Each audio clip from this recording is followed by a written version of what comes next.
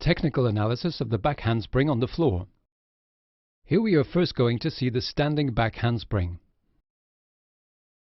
It is essential to learn to do this element with an entrance from a standing position, before learning how to do it from a round-off. The takeoff position is similar to the landing position for the round-off. The arms are horizontal, the head is neutral, and the gymnast is looking down and slightly forward to the spot where we can imagine that she placed her hands during the round-off or another handspring. Here the back needs to be perfectly rounded. That is, the shoulder blades are completely protracted and the gymnast needs to feel as if her shoulders are going forward, as if she were in push-up position and she were trying to push her back toward the ceiling. You can tell her to push her back backward or protract her shoulder blades, or even to collapse her chest in order to make it hollow. As for the abdominals, they're in a tense position, so you'll tell her to contract the abdomen in order to control and hold the pelvic girdle. The pelvis is in neutral position or slightly tilted back, but this backward tilt cannot be too extreme, otherwise it will push the knees forward during the bending phase. Finally, the legs are stretched with the feet together. Here it's a good idea to make sure that when the gymnast rounds her back, her shoulders stay down. In other words, here at the nape of the neck, we can see that the neck isn't blocked and the shoulders aren't raised up to the ears. Gymnasts often tend to raise their shoulders, a bit like for a push-off with their arms. This gives the impression of being stable, but what we're trying to get the gymnast to do is to work the serratus anterior muscle, which is located here, and is important in stopping the snap-down movement in order to help the gymnast return to an upright position.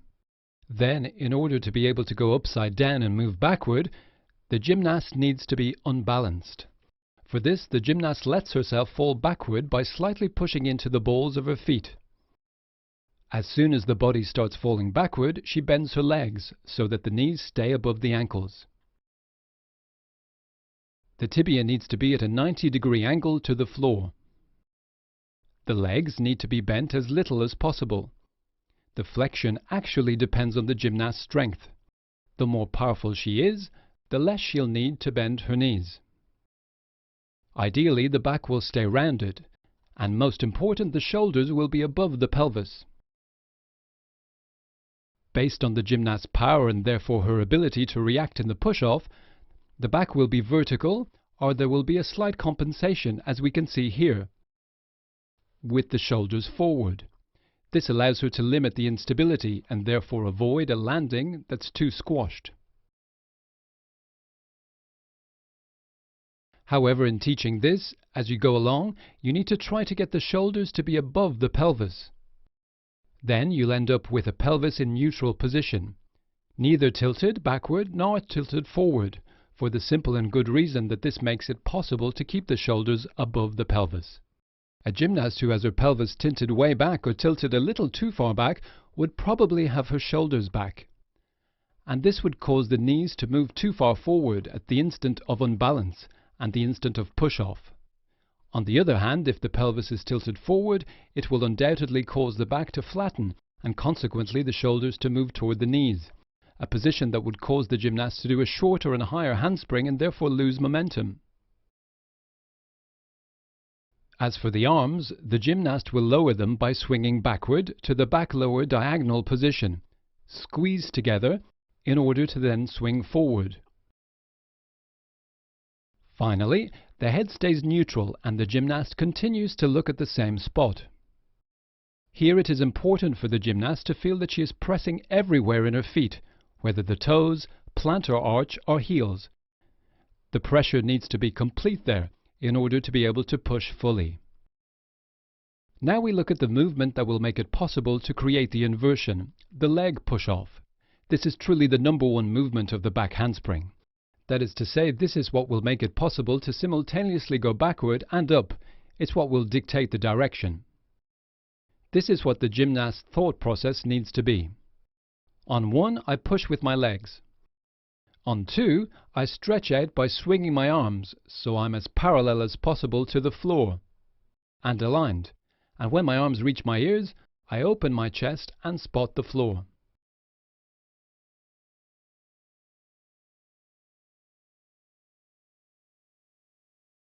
Here on a standing back handspring, it's very hard to get this perfect technique.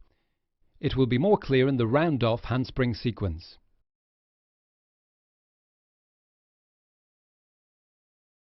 Here, the movements are done a little at the same time. Here we see the arms moving at the same instant as even before the leg push-off. This is normal because the trajectory of the arms is much bigger than that of the legs, and the body immediately goes into backward curl position. Despite everything, in all the drills and attempts with spotting, you will need to emphasize this scenario and movement through the aligned position because we're aiming to teach the back handspring with an eye to a round-off handspring sequence, in order to gain backward momentum and thus do the highest and fastest salto possible.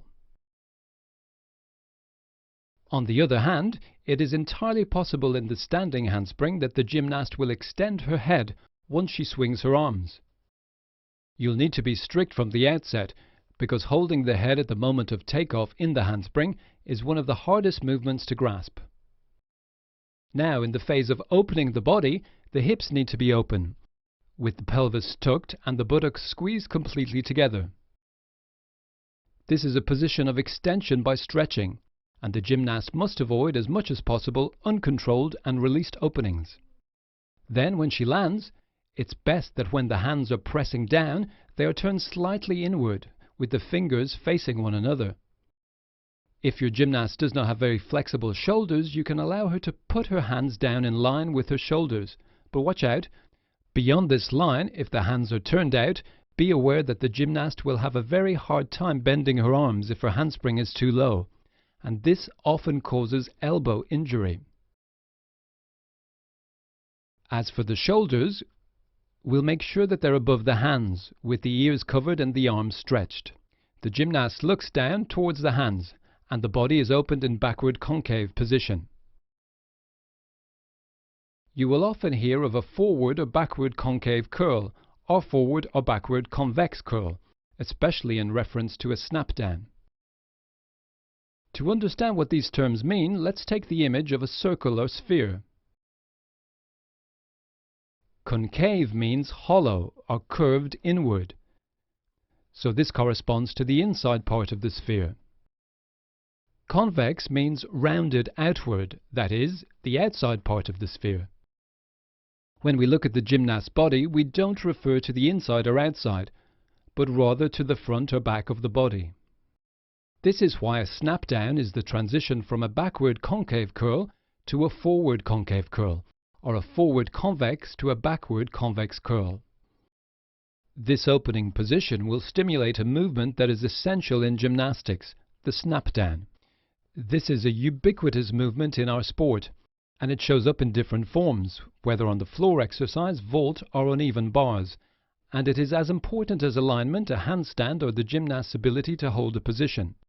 It's a basic movement that we will constantly work on in physical preparation, and its particularity is that it combines muscle elasticity and contraction in order to make the movement more effective.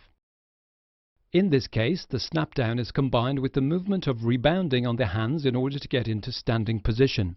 The perfect execution of this movement requires physical strength that is already well developed and that the beginner often lacks.